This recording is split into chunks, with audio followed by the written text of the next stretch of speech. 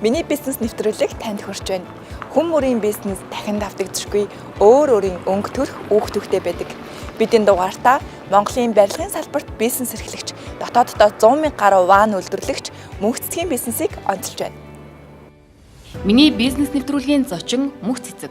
Монгол Улсын их сургуулийн сэтгүүл зүүн ангийг сэтгүүлч мэргэжлэр 2001 онд төгссөн. Соёл эрдэмтэд сургууль болон сэтгүүлч коллежид сэтгүүл зүүн багшаар Аптаун сэтгүүлд редактораар тус ажиллаж байсан. Түүний хувьд гэр бүлийн хамтын санаачлагаар дотооддоо ван үйлдвэрлэх санаа гарган Монгол ван брендийг үүсгэн байгуулснаар 2012 оноос хойш тасралтгүй барилгын салбарт ажиллаж байна. Ягд би 12 жил ажилласан мөртлөө одоо өнөөдрийг хүртэл би үндэсний стандартаа батлуулж чадаагүй явж байна. Дандаа гадаадын стандарт дагаж мөрдөхөөр ажиллаад байна. Би стандартаа боловсруулж мэдэхгүй байгаа байхгүй юу? Оюуны өмч төр том үйлдвэрүүд гэхээс үс жижиг үйлдвэрүүд тэр болгон бүтээгдэхүүн үйлчилгээнд дээрээ оюуны өмчийнхөө тэр гэрчилгээ патент тэр зөвшөөрөл болгоныг авч чаддаггүй тусгай зөвшөөрлүүд гэсэн том асуудал. Тэр болгон дээр биднэрт барилгын материалын инженер ч юм уу тий одоо стандартыг ингэж боловсруулдгийг энтергээд ингэ зөвлөө тусалчих ийм хүмүүсийг ерөөсөө байдаггүй. Ер нь Монгол чулуугаар ван хий гэдэг санаа бол хэр баргийн хүнд одоо олдохгүй болоо. Тэгээд та яг энэ санаагаа анх хизээ яагаад одоо хийх болов? Энэ яг ер нь бол нөгөө шинэ санаа гаргаж ирж яхасаа илүү би тэр бодит өөрсдийнхөө ажил амьдрал дээр суралцсан туршлагаа энд хэрэгжүүлсэн тий. Монгол залуучууд нөгөө 2000 он Солонгос улс руу айгүйх гэрээт ажилтнаар явж ажиллаж байсан. Тэгэхэд манай гэр бүлийн гэрээт ажилтнаар яваад одоо нөгөө АЦО-ДВ гэдэг юм уу тий яг Солонгост ванны үйлдвэрт 4 жил ажилласан. 3 жилээр ажиллаад 1 жил сунж ажиллаад тэгээд эргээд ирэхэд нь 2011 он болж исэн. Монголд яг нөгөө орон сууцны барилга маш ихээр баригдчихсэн үе байсан. Тэгсэн мөртлөө 100% барилгад орж байгаа материалууд бүгд жижиг хадаас гэхгүй тий ганц уут шохой гэхгүй бүгд л импортоор орж ирж ирсэн учраас хоёулаа за Монголдоо юу хийж чадхаар байна. Нэгэнт практик дээр сурцсан юм чинь вана ер нь Монголд хийе орон сууц зах зээл нь хангалттай баригдаж байна гэж үзээд тэгээ компани байгуулсан байж байгаа. Импортын одоо бүрэн хараат ийм зах зээлд анх орсон гэдэг. Тэр үед дөнгөж бүтээгдэхүүнийг хийчээд байж хахад хэрэглэгч мөн барилгын компаниуд танахыг яаж хүлээж авч байсан бэ?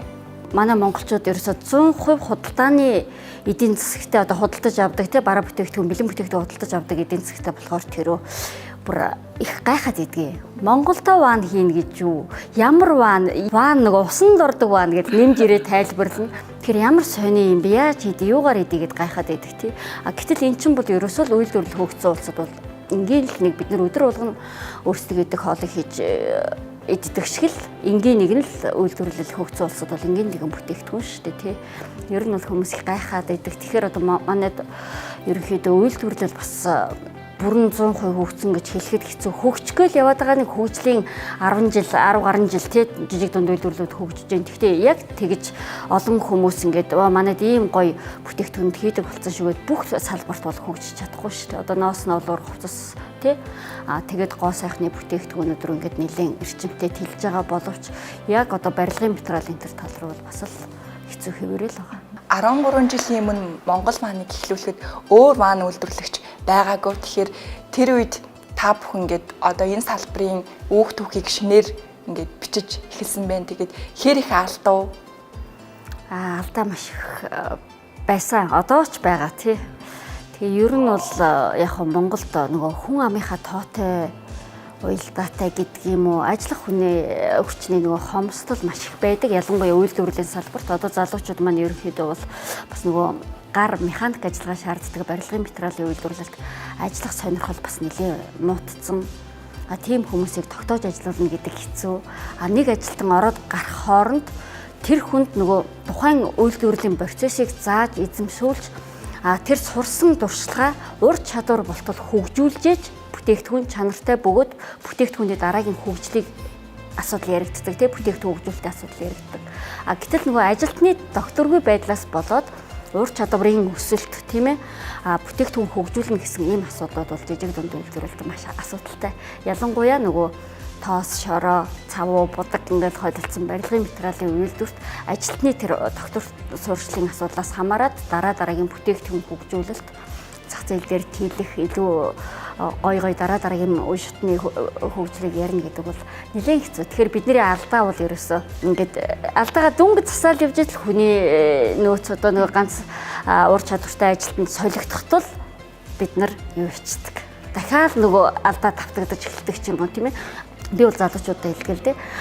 Бид нар алдаж болно. Яагаад гэвэл бид нар дандаа гар ажиллагаатай үйлдвэр. Гэхдээ бидний алдаа үйлдвэрийн гашаанаас гарч болохгүй. Хэрэглэгчид биднээс 100% бүрэн бүтэн тэгээд чанартай үзэмжтэй бат бөх ийм сайхан бүтээгдэхүүн хүлээж авах гэж л үндэсний үйлдвэрээ дэмжиж биднээс судалгаа авалт хийж байгаа. Одоо жишээлбэл энэ нэг ваныг хийхин тулд энэ дээр хэдэн хүн ажиллаж байгаа вэ? Ер нь бол манай үйлдвэрлэлийн одоо акрил болоо шахмал чулууны цех дээр бол нэг 8 хүн ажилладаг. Хүргэл тогсралтанд бол нэг бас нэг 5-6 залуу маань ингээд барилгууд руугаа хуваагдаад нэг 3-3-аараа за нэг 7-8 залуучууд ингээд 3 машинтай барилгууд руугаа хариуцаад явдаг. Тэгээд нэг барилга дээр яг нэг баг маань өөрөөсөө яг эхнээс нь дуустал нь хүлээлгэж өгөх хүртэл ажиллаад явчихдаг. Ер нь танаа дээр байгаа хүмүүсийн ойролцоогоор нас нь манай залуучууд ерөнхийдөө 25-аас 36-7 орчим насны залуучууд байгаа да тий. Ер нь оролт гаралт хэрэг хүмүүсийн. Оролт гаралт ер нь бол эхний нэг 5-6 жил бол их хэцүү байсан тий. Одоо тэгээд сүүлдээ ингээл хүмүүс ч ер нь манай монголчууд бас их ажлын байр илбэг, ажилтан ховор учраас жоохон асуудал гардаг ч юм уу, өөрт нь нэг хэд хоног гэрлүүгээ яваад амарчмаар санагдахаараа шууд яваад өгдөг. Эсвэл нөгөө яг ийм үйлдвэрлэлийн салбарт ажиллаж байгаа залуучууд дээр намар болохоор нөгөө самранд яваад алгуулцдаг гэдэг шиг тий ийм асуудлууд ингээл байгаа л гэдэг байхгүй юу. Тэгээд нөгөө 5-6 жил доктортой ажиллаад ирэхээр тэр жилд орж ирсэн нэг 10 ч юм уу 20 шин залуугаас нэг 5 ч юм уу 3 нь үлддэг. Тэгээд дараа жил нь дахиад нэг 5-10 ингээл орж гарахад дахиад тэрнээс 2 нь үлддэг ч юм уу. Ингэж явсаар байгаад одоо манайх бол ерөнхийдөө бол үндсэн ажилтнуудын нэг 80 орчим хувь нь доктортой үнсэн яг өөрийн за баг миний хүү миний дүү шүү гэж харахаар тийм сайхан хамт олон бий болсон байж байгаа. Тэгэхээр ч баг 80 гаруй хувь нь доктор сургалттай байгаа гэхээр яг ажилчдаа ямар одоо нөхцөлийг тавьж байгаа болоод ингэж гоё доктор сургалттай ажиллаж байна. Тий бид нар бас залуучуудыгаа ерөнхийдөө манай бас нэг өөрийн дотоод үйл ажиллагааны нэг онцлог гэдэг юм уу давуу тал нь гэхээр барилгын компаниудтай бид нар бартеринг гэрээ хийдэг. Бүтээгдэхүүнээ шинэ ашиглалтанд орж байгаа орон сууцаар нийлүүлдэг. Тэгэнгүүт нөгөө залуучуудаа 3-аас дээш жил ажиллаж байгаа залуучуудад хоёр өрөө орон сууцны урьдчилгааг нь байгууллагаас гаргаж өгөөд тэгээд үлдсэн хувь дээр нь хүүгүү юугүй тэгээд нөгөө зах зээл дээр борлуулагдах хүнээр нь биш бартер хийсэн хамгийн хямдралтай нөхцөлтэй юугаар нь цувуу төлөх тийм графиктэй явцдаг. Болохоор нөгөө залуучууд ч одоо зээлэнд орохын тулд хүсэлтээ өгөөд тэр шалгуурыг хангахын тулд нийгмийн даатгалаад хэдэн жил төлсөн байх ёстой. Цалингийн хэмжээнд тэгж төлөгдсөн байх ёстой. Тэгээ хуйлаа ажил хийж иж тэгвэл нэг хүн ажил хийдэг байгаад бас давж чадахгүй байна. Тэгтэл залуу гэр бүл чинь нэг нь хүүхдээ төрүүлдэг эхнэр нь те ингээ гэртээ суудаг. Тэгэхээр ганцхан хүний цалин орлого хүрэлцэхгүй байна гэж татгалздаг ч юм уу. Ийм олон бэрхшээл саад ер нь бол манай Монголд хувь хүн байранд ороход ч тэр бизнес эрхлэгч тэр зээл гэдэг чинь өөрөө ер нь зээл авах шаардлагагүйгээр нотолж иж зээл авдаг гэдэг чинь ер нь бол үнэн шүү дээ. Тэгэхээр тийм олон нөгөө нэг даваа босго өөрсдийнх нь хувьд бол тодорхой хэмжээний шалгуур давхад хэцүү нөхцлүүдийг нь компани нь хөнгөлөөд өчгөөр бас залуучууд маань доктортой яг зорилготой болтлоод одоо өөрийнхөө эхнэр гэр бүл үр хүүхдээ тухтай амьдрах орчин нөхцөл нь ингээд бүрдээд ирэнгүүт за одоо эндээ доктортой ажиллая гэсэн тийм суурь нь болж өгч байгаа болоо. Гэхдээ урт хугацаанд хүн чанар сэтгэлд гэдэг юм бие биентэйгээ ойлголцож ажиллах гэдэг бол айгүй чухал. Гэхдээ хүнээс хүн чанар гаргаж ийн сэтгэлийг гаргуулж ийн гэд компани бас өгөөжгүй байгаа дэвэл тэр хүмүүс хэцүү шүү дээ тий. Тэгэхээр аль аль талаасаа дотоод болоод гадаад эрэлт хэрэгцээнд бид нэр ингээд харилцан зохицож чадаад байгаа учраас залуучууд маань бас доктортой ажиллаж байгаа юм л гэж бодож байгаа. За ер нь Монголд барилгын салбар их хөгжиж байна. Тэгээд одоо өдөр болгон шинэ барилга баг ашиглалтанд орж байна. Тэгээд эдгээр барилгын компаниуд Монгол ваныг хэр сонгож байна? Аль болох боломжийн үнэтэй дээрэс нь хүргэл тогсралтыг нь хийгээд өгчнө. Тэгээд тээврийг нь одоо урдаас авлаа хийт чинь энэ ирээн замын үд хүртэлнийг ачуулна. Дахиад наашаа айчин тээвэрлэн ирснийхэн дараа барилга руугаа зөөж оруулна, өгсөр нь холбоно гэл ингээл зөндөөх ажлууд барилгын компаниуд маань байдаг л да. Тэгээд нөгөө тээвэрлэгдэх явцад хаарах эвдрэхтэй гэмтэх эрсдлүүд зөндөө байдаг. Тэгээд тэр бүх эрсдлүүдийг нь багасгаад дээрэс нь хідэн засвар үйлчилгээтэй эргэх холбоотой ийм байдлаар давуу байдлыг санал болгож харилцдаг л да. Тэгээд төлбөрийн уян хатан нөхцөл те бартерын нөхцөлийг нь сонсон, бэлэн төлөлтөн дээр хувааж төлөх нөхцөлтэй гэл аль болох дотоодынхоо зах зээлийг хувь айлчиг гэхгүй, харилцагч компани гэхгүй аль алинтай л ингээл зохицож ажиллах гэж хичээдэг. Тэгээд ер нь бол манайхыг стандарт орон сууц буюу одоо нөгөө дундаж үнэтэй орон сууцнууд бол маш их сонгодог орон сууцны компаниуд. Тэгээ энэ жилээс бол одоо ингээд 25 оны 1 сараас бид нэр Европ стандартын акрилаар шинэ одоо сүүлийн 10 жилд вааны зах зээл дээр бас голж орж ирж байгаа, улам хөгжөө сайжирч байгаа энэ технологийн вааныг үйлдвэрлэж эхэлж байгаа. Тэгээд энэ үйлдвэрлэлийнхаа бүтээгдэхүүнийг бол одоо өөрөөр хэлбэл дотоодынхоо үйлдвэрээс биш гадны дэлхийн брэнд гэдэг байгаа брэндүүдээс вааны сонголтоо хийгээд байгаа тансаг зэрэглэлийн орон сууц барьж байгаа компаниудад санал болгоё гэсэн үүднээс оруулж ирсэн технологи гэж байна. Танай гэр бүлийн гишүүн Солонгост одоо сурсан мэдснээ эндээ ашиглаад Монголд ваан үйлдвэрлэсэн. Тэгээд тэнд ажиллаж байх технологи одоо эндээ Монголд хийж байгаа технологи нь өөр байна уу? Монголын одоо түүхийдийг ашиглаж гин үү?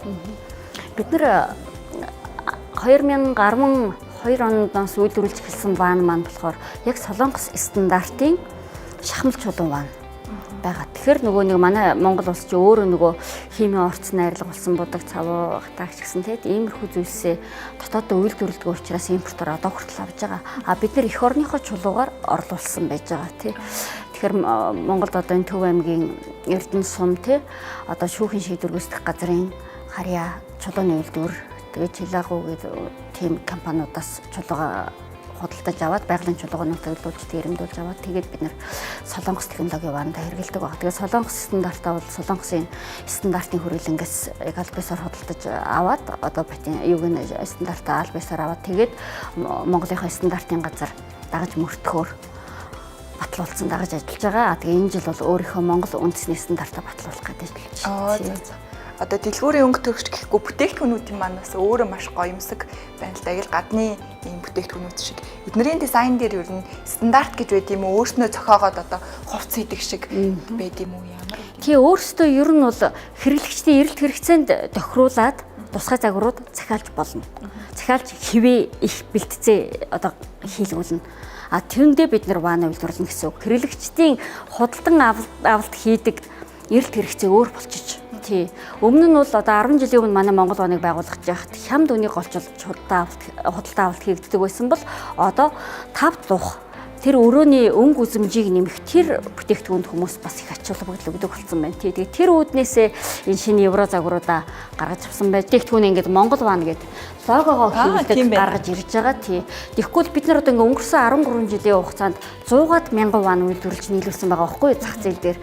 За тэгэнгүүт тэр бэлэн болсон барилгад айлууд нөгөө шинэ орон сууцсандаа яваад орчдөг. Манайх нэр лого байхгүй учраас хаанхын ямар ваанд орж байгаа монголчууд маань анзаардаггүй мэддэггүй. Тэгэхээр нэгэнт дотоодоо үйлдвэрлэж байгаа юм чинь алдаа байвал шүүмжлээдэг тэрийгээ бид нар засаад явъя. Бид нар нэгэнт үйлдвэрлэлээ доктортой авч явна гэж зорж байгаа учраас гэхдээ гол нь алдаа оноотой ч гэсэн бид нар энэ Монголд хийдэм биш те гэсэн мэдээлэл хүн болгонд манай ван тавигдсан байр болгонд байгаасаа гэдэг үүднээсээ энэ жил бас нэг зорилго болгож бүтээгдэхүүний логотой болгож гаргасан байна.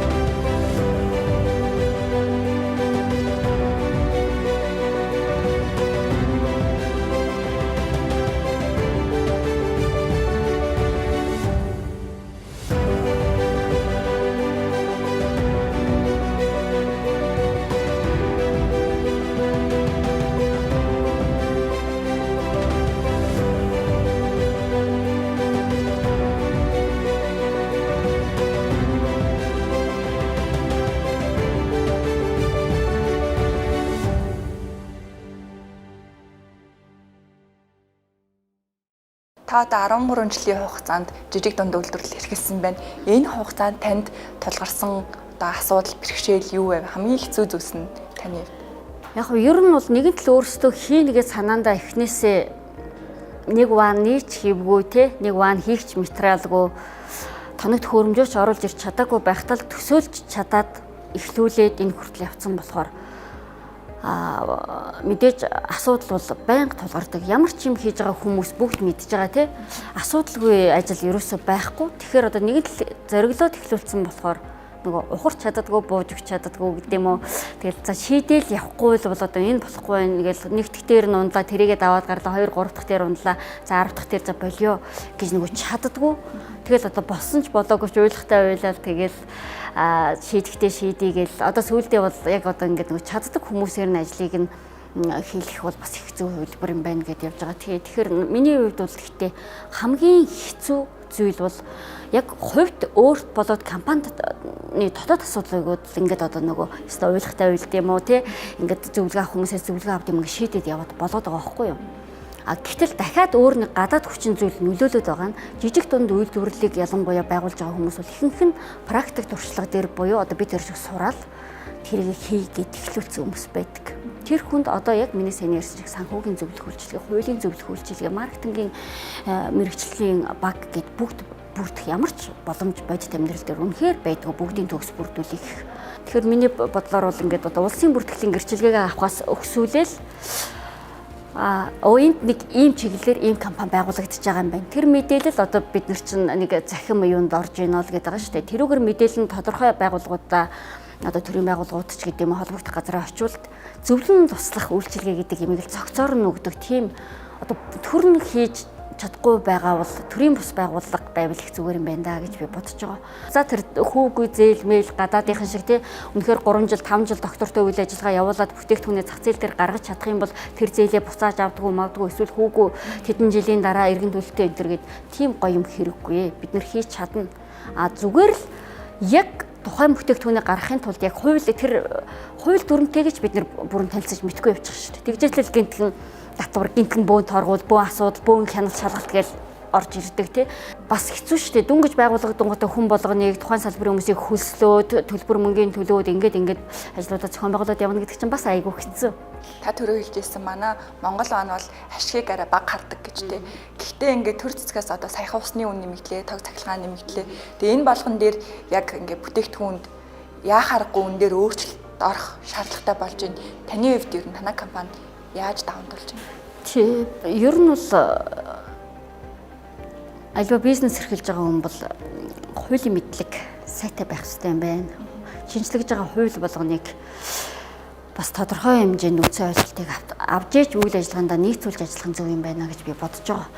Бидний дээр угаасаа л төр байх нь тодорхой, төрт нийгэмд амьдарч байгаа юм чинь төрийн гаргаж байгаа шийдвэр алдаатай байна, оноотой байна, энэ буруу байна гэж мянга тэрсэлж дэлчилж шивтээд бид нэр яач чадахгүй шүү дээ тий. Тэгэхээр одоо нэгэнт яг хөө биднэрт үнэхэрийн эрсдэлтэй хэцүү байгаа боловч одоо тодорхой хугацаанд 1 юм уу 2 жилд бид нар үнэндээ тодорхой хэмжээний бага боловч өөрчлөлт хийдэг. Тэр нь одоо нэг хил гайлын дотор эсвэл түүхийн эдийн үнэ өөрчлөгдөхөд энэ жилийн бидний үнийн өсөлт бол ерөөсөө энэ татварын хувьдыг шингээх тийм үгээр сая 25 оны 1 сард бид нар үнэ тооцож өөрчилж эхэлж байна. Тэгэхгүй бол одоо бас яг хуучин үнээрээ борлуулад явхад бүтээгдэхүүний үнийн тогтвортой байдалд хүртэл энэ ч одоо нөлөөлж ийн л гэсэн үг л дээ. Таны хувьд ер нь 13 жилийн хугацаанд төр засгаас эсвэл ямар нэгэн олон улсын байгууллагаас зээл авч байсан уу?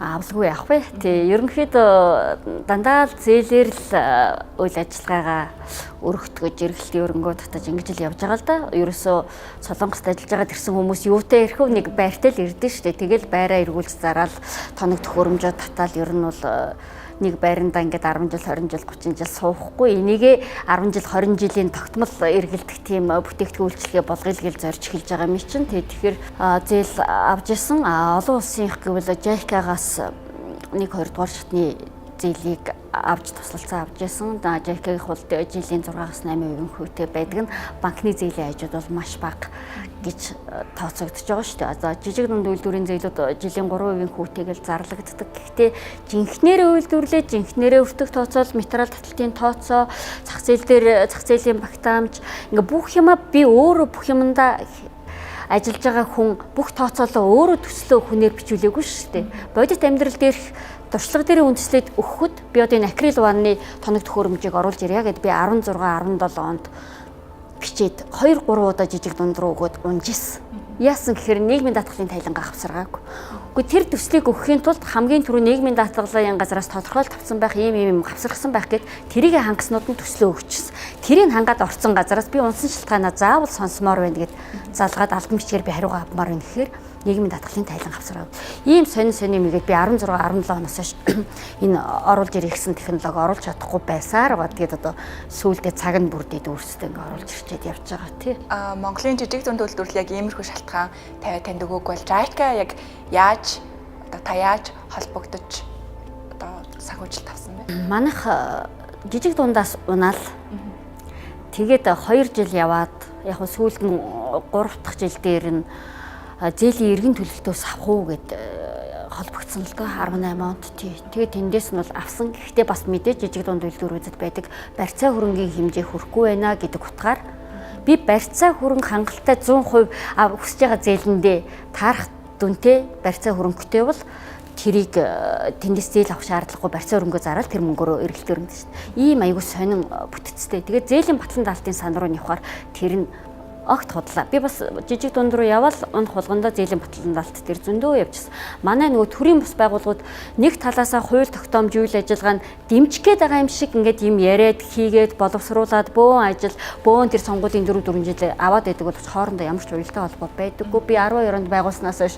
ер нь 17 8 он хүртэл айгүйх явсан дөө. Тий. Тэгээ сүүлдээ за зүгээр өөрсдөө л найдаж явсан дээр юм байна гэд орхиод явсан. JICA-гийн хувьд бол нөгөө харилцдаг байсан банкны салбарын маань эдийн засгч анх санал болгож байсан. Тийм ингээд манай банкар дамжаад ингээд JICA-гийн юу явж байгаа гэд тэгээд төслөө өгөөд хамрагдаад явчихсан. Тэгээд JICA маань бас эхний шатны зээлээ маш үр дүнтэй ягаад яг бодитоор хэрэгжүүлсэн учраас гээд өөрсдөө 2 дахь шатны зээл ингэж гарч байгаа танах дахиад оролцох үгээд төрөөс бол нэг удаа зээл авсан. Тэр нь бол барилгын үнийг барилгын материалын үнийг тогтворжуулах гээд 2013 14 онд барилга хот байгуулалтын яам гэж байхад олгож исэн. Тэгээд тэрнээс хойш ингээ манайх тэгэхэд нэг 150 сая төгрөгийн ер манай хамгийн анхны зээл байсан. Тэр төслөөс бол маш олон тэрбумаар том компаниуд авч исэн боловч яг барилгын материалыг хөгжүүлээд үнийг нь буулгацсан компани бол маш ховроо гэд тэгжсэн юм л. Тэгэхээр нөгөө нэг юм хий гэсэн үнд бол олдчил уйл зээл багддаггүй. Бид нар чинь тухайн үеийн эргэлтийн өрөнгөө ихээр татаад барилгын компаниуд руу анхныхаа гэрээг хийх тийм боломж олгож өгчээсэн. Тэгэхээр яг ингээд эзэндээ яаж чадвал бид нар чинь заавал хэдэн тэрбумын зээл хэрэггүй л байхгүй. 150 сая тухайн үедээ хамгийн бага зээлдэг чинь дөнгөр зээлсэн байсан ч гэсэн бид нарыг одоо ингээ 13 жил ажиллаа үргэлжлүүлэхэд хамгийн ихний эргэлтийн өрөнгийг маань тэндээс босгож гаргаж иржсэн да. Өөр үйлдвэрлэгч байгаагүй. Одоо ч гэсэн танахаас өөр маань үйлдвэрлэгч байхгүй. Энэ үнэн үү? Тий, яг улсын бүртгэлийн газар болоод стандарт дээр ингээд яг өөрийнхөө бүтээгдэхүүний стандартыг батлуулъя. Оюуны өмчийн газар одоо бид нар бас шахмал чулуун дээр шинэ бүтээгдэхүүний гэрчлэгийн дээр авчлаа л да. Ингээд яхаар ер нь яг хууль ёс орол бүртгэлтэй газар байхгүй 16 17 онд төмөн үйлзэвлүүнийг хунцар ван хийж байгаа залуучууд гарч ирээд бид нэр өөдөөс барилгын материалын үзэсгэлэн дээр бас оролцож ирсэн. Тэгээ би тэр залуучуудад хэлжсэн. Амжилт хүсье.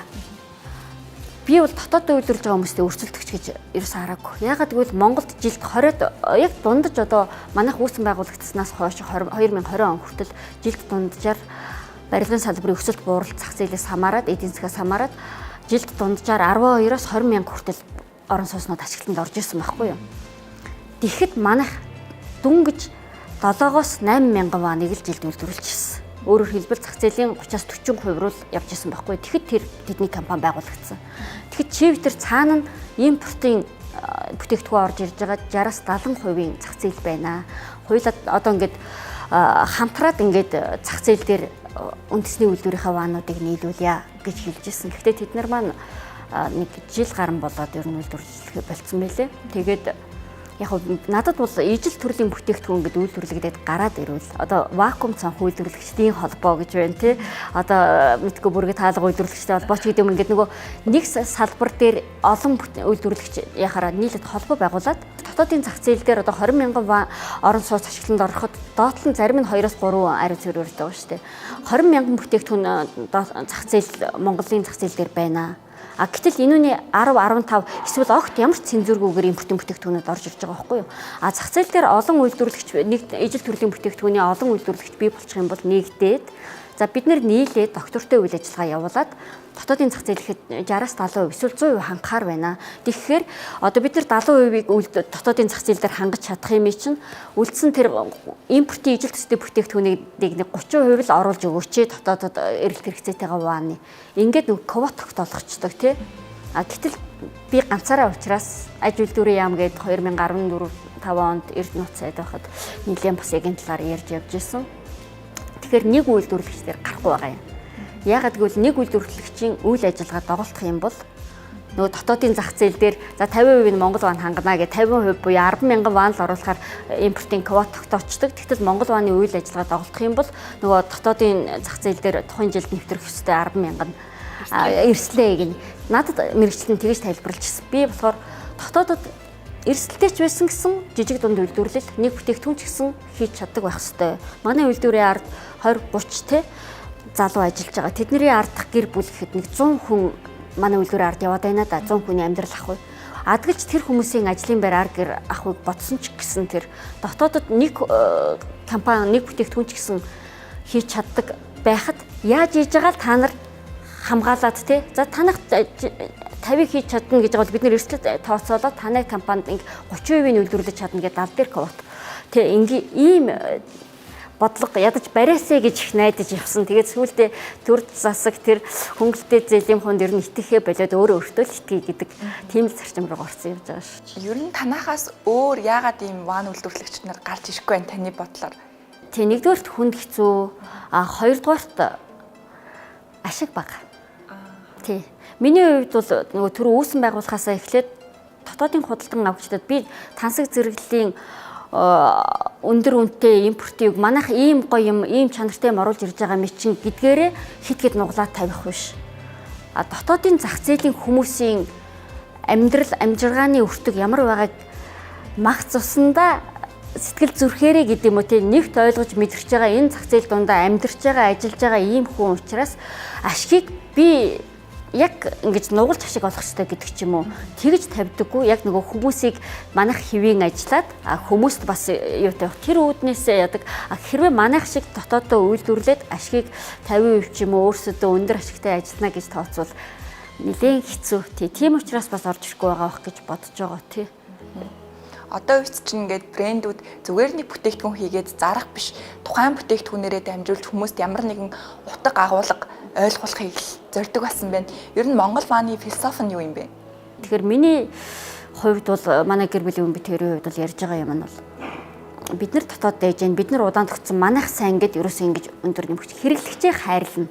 Хэрэглэгчээ хайрлна гэдгийг л яаж байгаа. Тэр нь нэгдүгürt үнийн бодлого дээр, хоёрдугаарт хийж байгаа бүтээгдэхүүн чанартай байх хэрэгтэй. Одоо зарим урдаас орж ирж бүтээгдэхүүн хурдан хэмхрээд яг тусмаад дахин худалдан авалт хийгдэн гэсэн концепттэй бизнес хүртэл зөндөө байгаа шүү дээ. Тэгэхээр хэрэглэгчээ хайрлна гэдэг бол нэгдүгürt үнийн бодлого, хоёрдугаарт чанартай бүтээгдэхүүнээр. Одоо гурав дахь зүйлийг нэвх гэж хичээж байгаа. Тэр нь үйлчилгээний ажилтнуудынхаа найрсаг, шуурхай тий одоо тэр нөгөө харилцаа үйлчилгээг бас нэмэгдүүлж оруулж ирэх шаардлагатай болчиход байж байгаа тий. Маш олон гадны импортын ванууд байна. Дэлхийн алдартай брэндүүд ч гэсэндээ аль бие усаар ингээд ороод ирж байна. Монгол ван тэдгээр импортын бүтээгдэхүүнүүдээс юугаараа ялгаатай байна? Манайх юугаараа ялгаатай вэ гэхээр үнээр ялгаатай байна. Одоо жишээ нь импортоор орж ирж байгаа бүтээгдэхүүнүүд нэгэнт үйлдвэрлэгдсэн бүтээгдэхүүн ч өөрөө юм том овортой байгаа үстэй тий.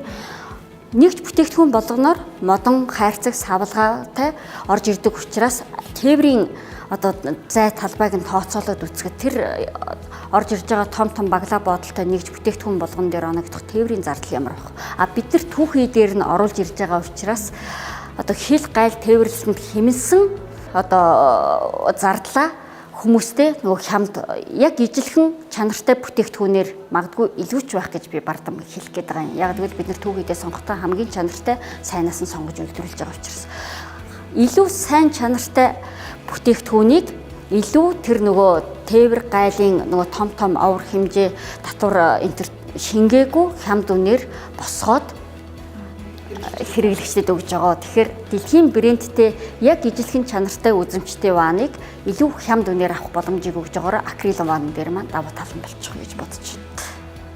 За манай нэвтрүүлгийн урилгыг хүлээн авсан танд баярлалаа. Тэгээд нэвтрүүлгийн зүгээс Go брендийн бэлгийг бэлгэлж байна. Ямар гоё юм бэ, баярлалаа. Тэгээ миний бас дотоод үндэсний үйлдвэрлэл эрхэлж байгаа хүмүүс өөрсдөө бас эх орон худалдан авалттай байгаасаа гэж хүсдэг. Тэгээ тэр утгаараа миний хүүхдүүдтэй болоод өөртөө бас ингээд цагаан сараар ингээд зочдтой бэлгэн сонгодог тэр брэнд маань байна. Маш их баярлалаа. Баярлалаа. За баярлалаа.